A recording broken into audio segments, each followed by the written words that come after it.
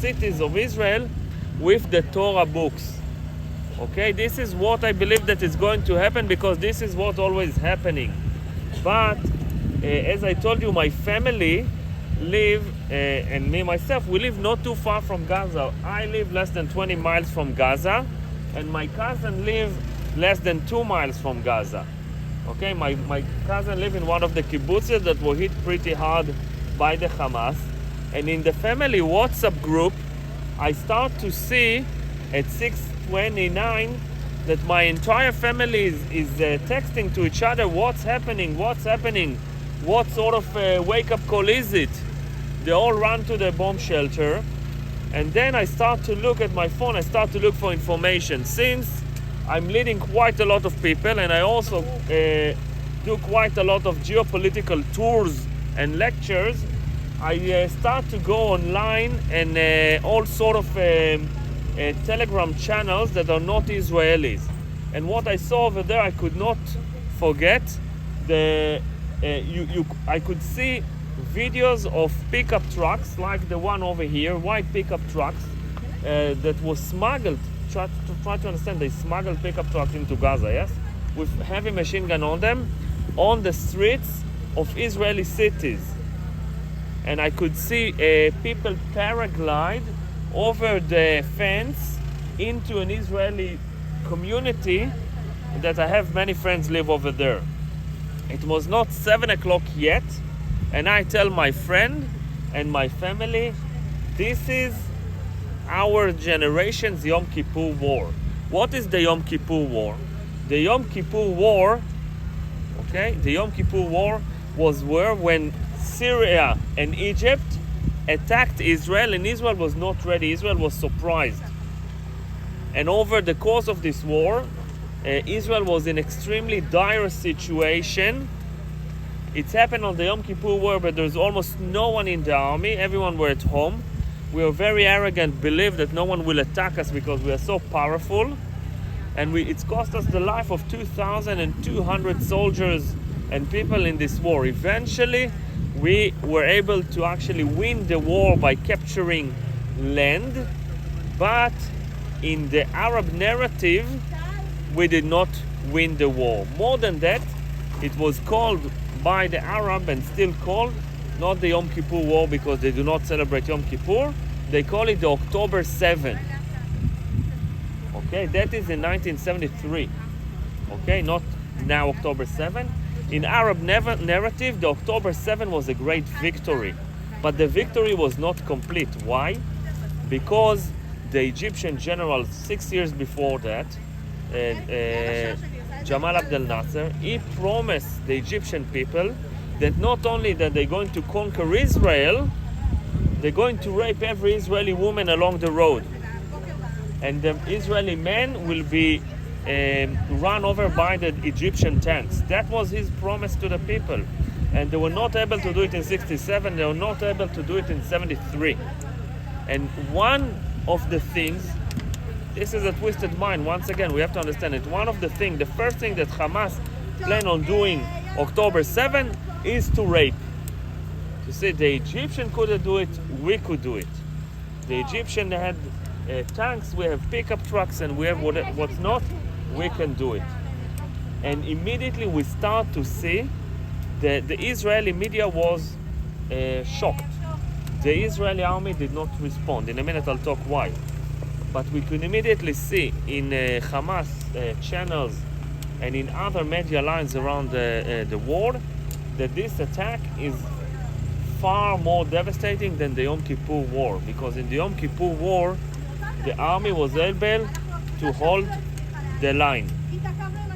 But over here, the army was not able to hold the line. And what's happened is that Hamas conquered several communities, really conquered communities for 2 days. Okay?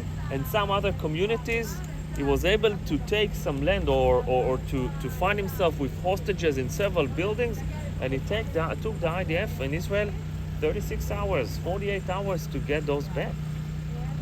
And this is an achievement that the Hamas can say, we achieved that no other army was able to achieve since Israel Independence War. In Israel Independence War, indeed, the Egyptian and the Jordanian were able to take down communities. But since then, since Israel was established, no such thing had happened. The IDF was always there to make sure that it would not happen. And the perspective in Israel was always that the IDF, the army, the military, is protecting the border, and the people, we said, we cultivate the land to the last inch. We will cultivate the land entirely up to the fence, and the army will defend the fence. Many things happen in the last 25 years. I talked about it. And one of the things that happened that we in Israel, we got arrogant again, and we fell in love with technology. And we believe that since we have the best technology around, Hamas won't mess with us. We build a very smart fence with many sensors and many cameras on it that can let us know if someone is coming. We put underground sensors that let us know if someone is digging a tunnel under the fence. We developed the Iron Dome system that can intercept 93% of the rockets that have been launched to Israel. Okay? We use AI to analyze and know when there is a specific terrorist in the street of Gaza. We connect to all the street cameras in Gaza, and our AI can tell us, oh, this is the man that you look for. Here he is now. Okay? We build software that will be able to follow people's activity in social media, on their cell phones, but we forgot the basic. We forgot that eventually someone needs to fight. And for many, many years, for many different reasons, and it's not the time or the place to name them, the decision in Israel was to have a smaller army. We said we need a small and smart army. And I think that the sad thing about it that we did not learn from the war in between Russia and Ukraine, that overseas that we learned that numbers do win the war eventually. Even if you don't have the most advanced bombs, if you have more bombs, you will win the war. And when Hamas engaged the fence about 10 minutes after launching more than 5,000 rockets to Israel, what's happened to all the soldiers? They hear the siren, they're going to the bomb shelters. Okay? One woman died from the rockets. 5,000 rockets, one woman died. Okay? She was my teacher in high school. Okay? She was the first casualty of the attack. High school teacher. Yeah, she was the first casualty of the attack. One woman died from the 5,000 rockets that they launched. Okay, but everyone went to bomb shelter. And while all the soldiers are in the bomb shelters, 1,200 terrorists, the first stage, go to the fence and knock it down. It's smart. It has cameras. It has sensors. So what? Okay, they bring down the fence. They use simple drones to take down, and snipers to take down all the cameras, and the machine guns, the automatic machine guns on top. And they take down the fence and they break in, and there's no one that will stop them. There are very few soldiers around. We believe that with the fence and the sensors and the camera, we'll know in advance. We'll be able to bring more soldiers. Okay? There are some soldiers over there. The Hamas arrived to each of those small camps of the soldiers, 50, 60 combat soldiers with 200, 300 terrorists. Take them down. They're going to other camps where there are soldiers that are not combat. There's the girls that look at the cameras. Okay, they supervise the fence. They use the cameras to look around. They cannot really fight them, so they kill them, rape them, and take the rest of them with them. Okay, as was just recently released to the public. They move from one place to another. They arrive to big cities such as Derot, Netivot, and Ofakim. In Ofakim alone, they killed more than 57 people in this town. There's local police forces. They're not very combat in Israel. The police is not very equipped to fight because the police in Israel, we don't have a lot of violence crime. The police in Israel normally, they carry a pistol, but that's it. There's no like rifle or anything of the sort, grenade. And citizens that live over there in Ofakim fight bravely to get the city protected, and they kill the terrorists. They capture many terrorists over there.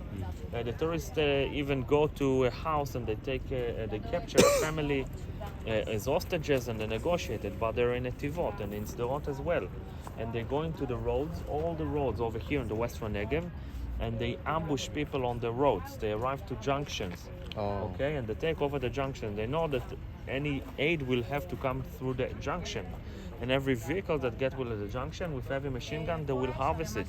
Many soldiers and troops will start to move to this direction. They don't understand that the battle is waiting for them on the way to the battleground. People go, buses with officers and cadet school. They're leaving their camps and they go on the buses. They're always ready to join the fights. They arrive at the junction. They're waiting for them with heavy machine guns and start to shoot on the bus.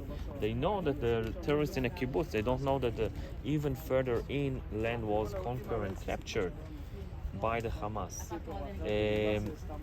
And they arrived to several of the kibbutzim. And in the kibbutzim, those communities that really on the fence, 4 of those kibbutzim fell into their hands completely, and 3 other half and half. Every community over here has a small force of local volunteers that trying to be a first and immediate response team. Why? Because for many years we say, there is a danger that 2 or 3 terrorists are going to cross, maybe underground, in a tunnel. Like happened in the events of Gilad Shalit, we say like maybe 12 terrorists will cross and they will attack one of the kibbutz. Maybe 12, not 1,200. Okay, so if there's a community, they have a first response team. And the people over there, they try to engage and fight them. And I'll tell you something amazing. Every community that had the time to get organized, that's mean someone told them, the tourists are coming, you have 10-15 minutes, was saved. They did lose people, but the community was not conquered. But some of the communities did not have their time because they're too close to Gaza. And masses of people swarm in. Kibbutzim like Kfar Aza and Be'eri and Nachal Oz were completely taken by Hamas people. And when the IDF forces start to arrive over there, they need to fight from a house to a house. Many of the terrorists were able to take people with them back to Gaza. In a kibbutz like Kfar Aza, it's really amazing. I've been there. It's crazy. They had very, very clear methods. In Kfar Aza, since it's the kibbutz, we have the family houses and we have the bachelor, people that are young. So what happened over there? This is very close to the fence. Okay, so the Hamas people arrive next to those tiny houses, tiny apartments, and the doors are locked. So what they're doing, they're going over there. There is a big parking, not big, but 20-30 cars parking. They go systematically to all the cars. They open the trunk. They take the spare tire. They set it in fire and roll it into the apartment. The entire apartment is on fire with the people in it. And the people can either run outside and then the terrorists will get them, or to stay inside and be burned to death. Okay? Kibbutz. But in those kibbutzim, eventually someone arrived to their aids. The craziest story of the kibbutz called Nir Oz. And kibbutz Nir Oz is a small kibbutz a little bit further to the south. No aid was coming. The Hamas terrorists arrived to the kibbutz, did whatever they want to do, and left.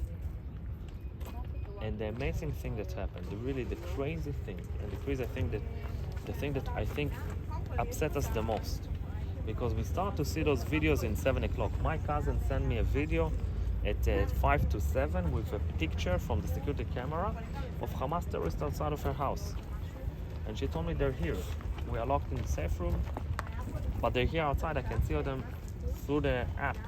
I can see them in security camera. And she's not the only one. Everyone are talking about it. There are terrorists out there. We start to understand, like, you have to be really, so to say, idiot not to see the picture in 7 o'clock, because the social media, everything is on social media. You see everything that's happening, but it takes the army very long time to grasp the scale and to respond and to send people in. Some elite forces, very few elite forces, elite unit, they are trained to it. But there are 4 elite units that can do it. They have helicopters that will take them, and then they will be able to fight and go to one house and help protect this house and free the hostages over there. But there are hundreds of houses with terrorists in them, and there are not enough forces, and even if there are forces, there's no one that will lead them. The entire IDF is at chaos. There are no clear orders, there are no clear lines. I know very well the 2 helicopters pilots that they are the only helicopter pilots that are available for the first 6 hours. Okay, by the way, they're brothers. One of the and both of them, crazy story, never mind. So they both arrive and they say like, we shoot everything that we have, but then we need to live and get more ammunition. And they told me like, we tell people, wake up, you know, like act quickly. We need 20 more helicopters, but there are none available. Why? Because for a very long time the IDF said like, we'll be small, then smart will be small, and smart will be small and smart. It took the IDF a very long time to understand. So what's happening in those kibbutzim, and specifically in Iroz, it's really crazy. There was no battle over there in Iroz. The terrorists arrived, took the people, killed whomever they want, they left. Then arrived the local population, those people that consider to be not involved, civil population. They are not affiliated to any terrorist organization. They arrived to raid the kibbutzim. They arrived to kill, to murder, to rape, and to take property. And the property will be vehicles, the property will be bicycles, TV, KitchenAid mixer, microwave, and it will be people. They will find people, they will take them. One of the people that was kidnapped, she's a teacher in the local regional school, high school, a 16-year-old on a motorcycle grabbed her. Okay, he took her as a property to be sold, and he sold her to Hamas later. Okay, over the course of that day,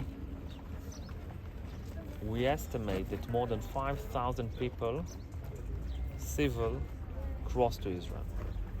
And when they start to arrive back to Gaza with whatever they're able to rob, we could see it in the image. They will welcome with cheers and great celebrations.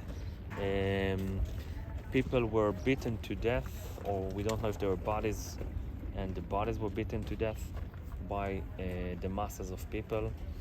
And I told you I was up in the north. My family arrived to be with me because there was a real concern. There was a terrorist in a pickup truck. They take them 2 days to catch them around from my community. And 3-4 days later, my tourist group was leaving, and I was able to go back to my home. And my kids also, they wanted to be home. And I joined the local response team, and I was sent to pick up some rifle. I carry a pistol, but this is mine, but to pick up a rifle from a military base not too far from here. So I'm driving those roads, and this is the 2-3 days after the attack, really. And half of the road is destroyed because the road to Sderot, they had a tank, an army tank, driving up and down to fight the terrorists. They had to shoot several bombs and missiles from the tank to take down a building that terrorists were able to conquer in Sderot. And all along the side of the roads, those vehicles. Oh. Okay, we are going next to be in the place of the festivals. Vast majority of the vehicles over here belong to the people that were in the festivals. But from other communities around as well, they brought vehicles over here. It took them a while. It took them a very long time, by the way, to start to collect the vehicles. 2 months, give or take, until they start to collect the vehicles from the side of the roads. Everything on the sides of the roads were burned down, and those vehicles over there. I can tell you And in a few minutes I'll let you to go and take pictures. You can see some of those motorcycles. Those are the motorcycles that were used by the terrorists crossing, as well as the pickup truck, the white pickup truck over there. The burned vehicle, they are burned vehicles of Israelis, most of them.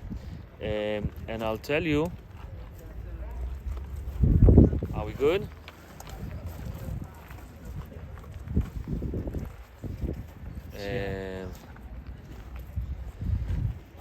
לא להתרגש, היא עושה, זה הצגה דתית כזאת, הכל בסדר.